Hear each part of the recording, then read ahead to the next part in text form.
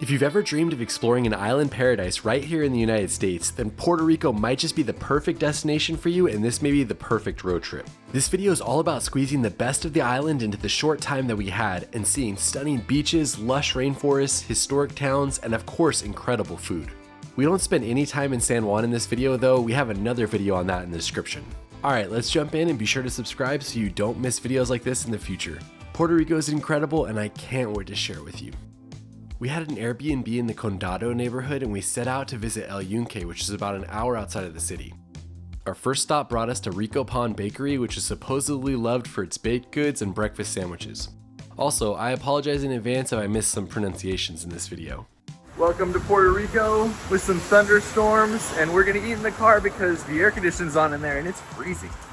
It almost looks like a Cuban sandwich. It really does. The way that it's kind of flat and a panini. Grill looks good. Yeah. We could have shared one. After eating our breakfast, it continued the pouring rain as we headed into the park and saw the water just raging alongside the road. Unfortunately, because of the rain, when we got to the park entrance, they turned us around due to some flash floods that had already damaged an upper part of the road. From there, we headed back down to the visitor center, and then we learned that we actually couldn't exit the park that way either and needed to wait for a rescue. So we just took our time exploring the visitor center, and I will say that the visitor center and the terrain surrounding the visitor center are beautiful. I definitely hope to come back in the future and be able to spend an entire day in the park. So the road we came in is already flooded and they're trying to get everybody out of the park, and we're hanging out here, and then they're gonna take us through an alternate route in order to exit. I thought it was just normal to have rain in the rainforest, but apparently this much rain is not good. Pops and I are getting evacuated out of El Yunque National Park right now. That's right. Going up over a different mountain and down, it looks like. It's an adventure. It is an adventure. After what proved to be an eventful morning, even though we didn't get to see much of anything, we were back driving around Old San Juan and heading south to start our road trip. For lunch, we made a pit stop at La Ruta de Lechon, also known as the Pork Highway, and famous for the many different restaurants serving this loved dish. Essentially what it is a whole roasted pig that's cooked for hours over coals. It's served with different sides and there's dozens of restaurants from which you can get it. Pops and I have officially entered the Pork Highway, Lechon Highway. And there you go. Lantana. All right, Pops, you diving in? Yeah, so the thing I guess you're supposed to review is both this fried skin and the meat. So let's do the skin too. It feels like a chip. And it's crunchy like a chip. Kind of fatty, really, really crunchy. Interesting. And the meat. Yeah, that's yummy. Very basic, not a lot of spice on it. Just really well cooked, very nice. So this lechon, it basically melts in your mouth. It's cooked perfectly, very flavorful. But what's interesting is that coming from a California kind of Mexican-inspired cuisine, I feel like I need salsa or something to add a little bit of spice to it. That being said, it is very good. What's really interesting about this area is this is called the Lechon Highway, and there's all sorts of places where you can get lechon all along here. So we're just going to one today, but let us know what your favorite is in the comments, and let us know how you're supposed to be grading that so we know for the future as well. Overall though, very enjoyable meal and fun to try something new. Continuing on, the beautiful drive took us over the central mountains of Puerto Rico and down to the southern side of the island to the town of Ponce. Just for a little context, this is about an hour and 20 minutes from San Juan. And we headed right to the middle into the old city center. And our first stop is at the Plaza de Delicias. Beautiful fountain. We hope we're pronouncing that correctly. Of course I pronounced it correctly. I took a class in Spanish 40 years ago. This is the main spot we want to see right here though. The main draw in the city center is Parque de Bombas, which is a historic fire station that was built in 1882. It was actually used as a fire station all the way up until 1990 when it was closed and then it was converted into a museum. Unfortunately for us, you couldn't actually go inside of it, but all of the doors were opened and you could stand and look at it from there. After taking it in for a little bit, we decided that we should walk around and explore more of the plaza. It's so beautiful to see these old trees right here. Wow. One of the things you absolutely must see on the north side of the plaza is the Fox Hotel. This iconic Art Deco building was originally built in the 1930s and was used as a movie house and theater. Then over time it became a shopping mall, and now it's boutique hotel. Even if you're not staying in there, you definitely should go inside and check it out. It's a feast for the senses for sure. This is a pretty cool spot to stick your head in, and I bet it'd be a pretty cool place to stay as well. If we weren't heading on to a bioluminescence experience that I was really excited about, I probably would have tried to stay here. Heading back to the plaza and continuing our counterclockwise tour, there's also an old church here that was built in 1835 if you want to see it. It wasn't open when we were there, but it was beautiful from the outside. This is a stunning plaza to explore with the church, an old fire station, and the fountains, and we are going to get some famous ice cream. The fountains on the south side are definitely worth seeing as well, especially with the lion that has the water coming right out of his mouth. All right, right across from the fountain is ice cream. When we talked to people about our road trip, one of the main things that everyone told us we had to do was to go to King's Cream when we were in Ponce. Established in 1969, it's been a beloved treat, and they said we could not leave the island without trying it. Those pigeons are waiting for Pop to drop one. I think they might just grab one out of your hand in a second. They just might, yeah. How is it? It is amazing. The chocolate is very subtle. It's not like in your face. Really, really nice, yeah. I got coconut peanut, which is what was recommended right when we walked in. How can that be bad? It's perfect. It's just, it's not too sweet. It has an amazing fruity flavor. You can tell that they use real fruit. There's even pieces of coconut in there. Oh my gosh. This might be some of the best ice cream I've ever had. So yeah, definitely get some of that ice cream, check out the fire station, and even go in some of the souvenir shops if you're looking for something to take home with you. From what I saw of the city, that's a pretty cool spot. Love to spend a little bit more time here, but we are heading to the southwest end of the island. This is a really big city, so there's lots of restaurants and hotels and other things that you can do there, so if you're not wanting to stay in San Juan the whole time, this is another great city to explore. Leaving the city behind, we drove about an hour and 10 minutes away to a place that had a couple things I wanted to see and was known as Cabo Rojo. We made it to the southwestern tip of Puerto Rico, and supposedly there's an amazing lighthouse out here. The road is currently closed, but you can walk out, you can see the lighthouse, and you can see the beach. Since we got shut down earlier at the National Forest, we figured we would go. Due to the road condition and where we had to park, it was about 2 miles round trip to hike out to the lighthouse and back. I cut right after he fell in just to save his pride. I had to change my clothes. There's the first view of the lighthouse way out in the distance. This is a beautiful trail. It feels like we're kind of walking along the marshland out here, even though I know that this is the ocean right on the other side of the lighthouse. But there's our destination, and then there's supposed to be an amazing beach off to the left. You can see why they don't let you drive out here. This road is got a lot of water in it and mud. Makes sense. During certain times of the year, you can drive out here and there's spots for 5 or 6 cars at the very end. All right, we made it to the official parking area. At least at some point in time, they let you park out here, but there's the lighthouse. If you're able to park all the way out here, then it's only about a 7-minute walk or so to get to the lighthouse. We made it up to the lighthouse. It's not open or anything, but wow, these views, incredible. What really makes this area so incredible is that once you walk past the lighthouse, there's staggering cliffs out in front of you that drop probably 120 feet to the water below. We made it to the southwest corner of Puerto Rico. At least I did. Pops is back there right now. Look at these views. Woo! The lighthouse that sits out here was built in 1882. A sign out there said that it was built to guide passing ships through the Mona Passage, which was the entrance from the Caribbean Sea into the Atlantic Ocean. It said that this area could be very treacherous, which is why the lighthouse was needed, and it was manned by 2 keepers until the 1960s. After exploring for a little while, we hiked down to the other side. Here is the amazing beach you can access. As you can see, that's pretty good. I was told that this beach was known as Playa Sucia, which I guess translates to dirty beach. Not sure why I got that name, as it didn't look dirty to me, but who knows. Due to the 2-mile hike to get out there, there weren't many people there when we went either. I think that might be one of the most beautiful beaches I've ever seen. We're heading back. We have one more thing to do tonight. Bioluminescence tour.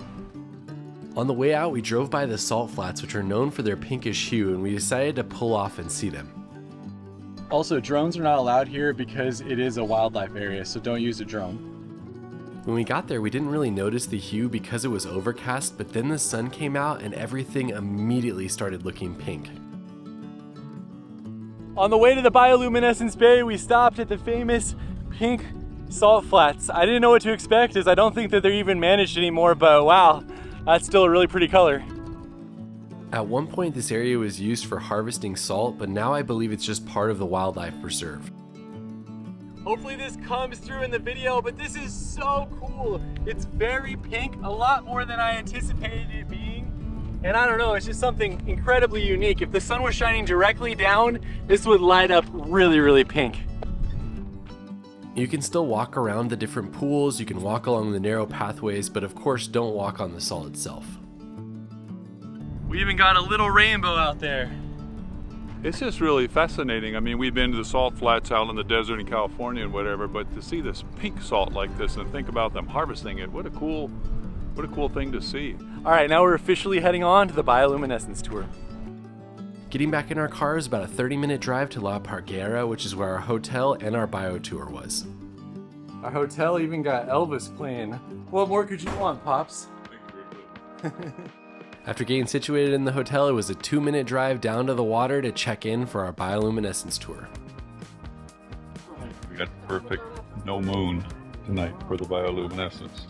Our tour guide gave us an introduction to the cove and told us why the water lights up the way that it does, and then we set out on the 30-minute boat ride out there. This isn't sponsored or anything, but our guide was incredible and the business we used was awesome as well, so this was a really fun way to take a tour like this. Also note that I wouldn't recommend you bring your camera like me. I had a really specialty lens and I was using high ISO to try to capture some of this. That's why you'll get a feel for what it felt like, but you'll also notice how blurry a lot of these shots are. Wow. I'm doing a bioluminescence angel.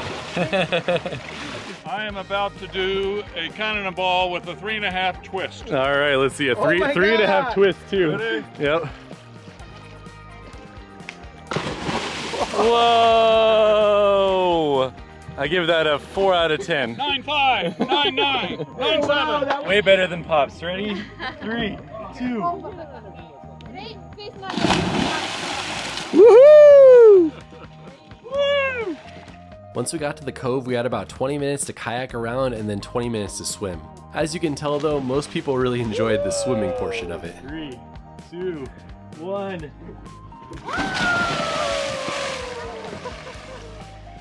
This is gonna look super grainy, but that's what it actually looks like to your eyesight. I think I might be done. What do you think? That was amazing. It was unlike anything I've ever done before and incredibly unique in the world. So wow, what an experience.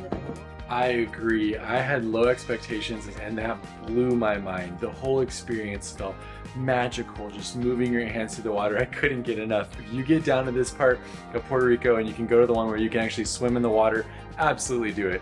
That's it for our first day. We'll see you tomorrow. Starting day 2 with this awesome plaza right next to Mi Latte un Pocillo, which is supposed to be a great place for breakfast. This spot was located in San German, which is the second oldest city in Puerto Rico. It was about 20 minutes north of the hotel we spent the night, and the pictures on Google made it look really good. I think this is the most beautiful place we've ever had breakfast. With the plating. Look at mine. Look at all that fruit Even on that there. is beautiful. So this is cream cheese and guava jelly. So this is a great spot for breakfast. Homemade waffles, homemade cream cheese, homemade kind of like jelly guava that they put on top. Everything we had was excellent, including the coffee, which was fantastic. And if you come, say hi to Jonathan, tell him we sent you. Fantastic owner, it was a lot of fun. Heading on. Our goal for the day was to complete our drive around the island of Puerto Rico, heading north and then heading east back to San Juan to complete the day. Of course, we had a lot of stops we planned to do on the way though. Our next stop brought us to the town of Mayaguez and to see the historic plaza that they had there. One of the things I love about what we've seen in Puerto Rico is these beautiful old plazas that are surrounded by old buildings and City Hall, and there's fountains. It's just so cool to see each of these cities and to see what the plaza looks like in them. Even though it's surrounded by modern buildings, it almost does feel like you're stepping back in time here. And this plaza in Town Square dates back to 1840. Continuing on, we headed another 30 minutes north to the town of Aguadilla, which had some beautiful murals that we were hoping to be able to see.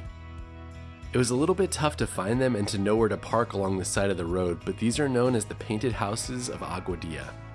This really is a beautiful part of the city with these awesome colorful houses. There's painted murals. Very cool. I wish I would have been able to talk to someone about this and learn more, but we didn't see anyone around while we were there. From what I could read online, the paintings were done in 2018 and it was a way to revitalize the neighborhood. Right below the painted houses, there was also an interesting old park which had a cool river flowing through it and was definitely worth walking around. Pops made a good point that almost feels kind of like folk art and just extreme pride in the community, and I absolutely love it. The artwork here is just beautiful.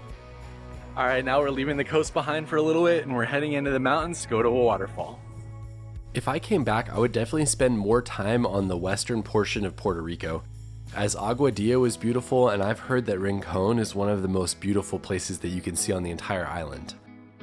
I have to imagine that's true based on how beautiful it is from this overlook.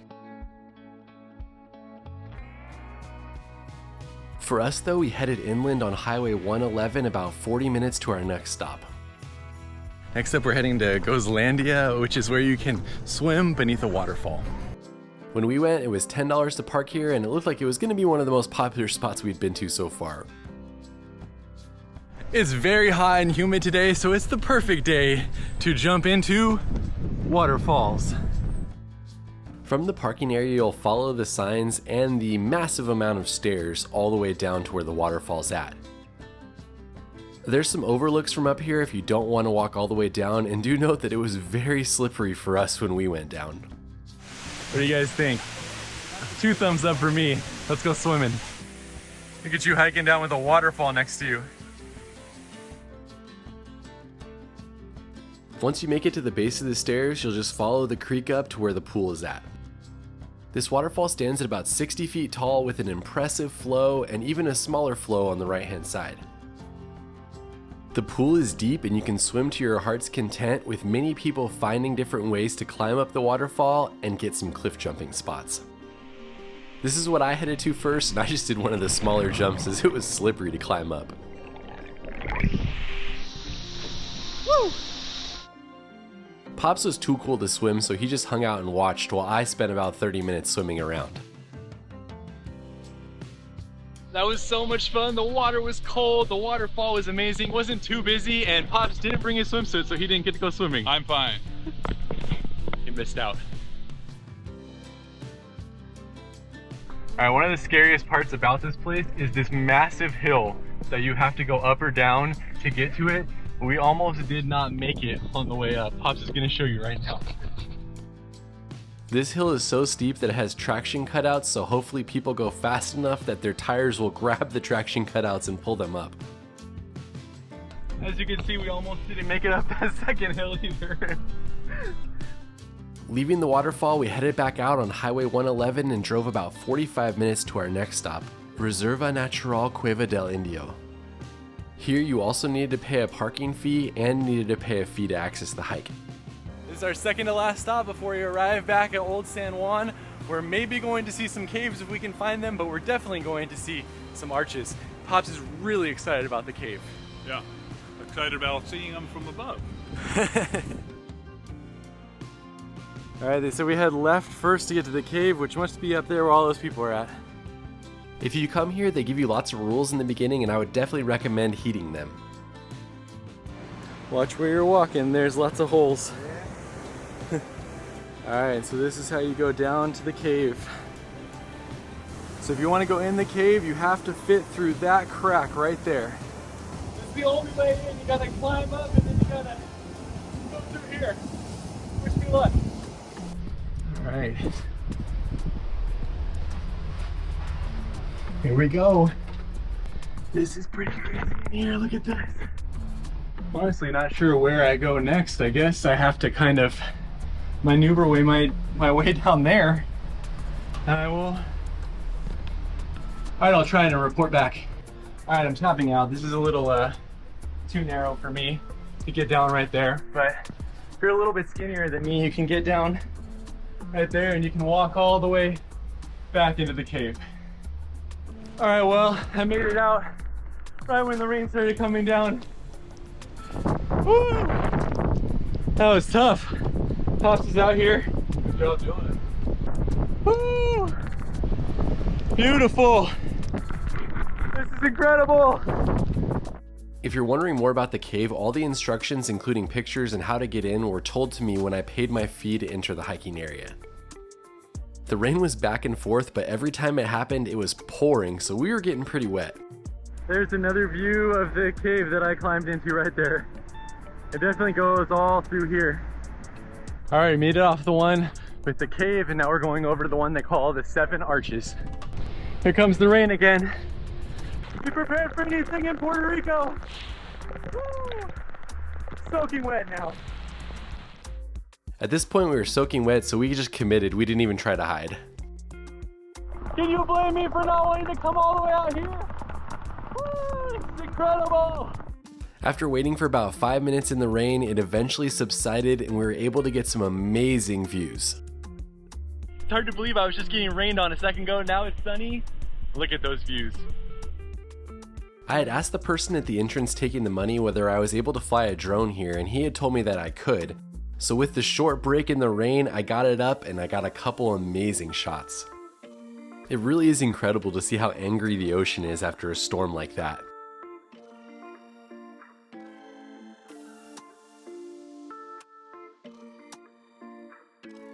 Did you survive the rainstorm, Pops? There was quite a rainstorm. Was it worth it though? Absolutely, but I got to change when I go back to the car. So this trail is approachable for seniors, but you definitely should bring your hiking pole because there's issues of balance, for me at least.